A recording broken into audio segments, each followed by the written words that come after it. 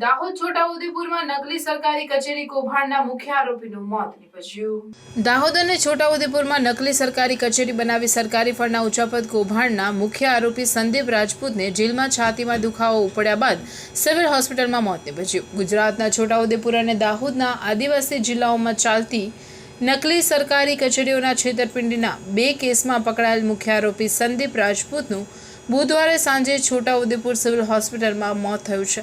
છાતીમાં દુખાવાની ફરિયાદ બાદ જિલ્લા સબ જેલથી હોસ્પિટલ ખસેડવામાં આવ્યો હતો। આ કૌભાંડ કેસમાં નિવૃત્ત IAS અધિકારી BD નીનામા પણ આરોપી છે। આદિવાસીઓ માટેની યોજનાઓ માટે ફાળવેલ આશરે 40 કરોડનું ભંડોળ ખોટા બહાના હેઠળ પાછી ખેંચી લેવામાં આવ્યું હતું। अन्य खबरों के लिए चैनल को सब्सक्राइब कीजिए। खबरों का नोटिफिकेशन पाने के लिए बेल आइकॉन को जरूर दबाएं।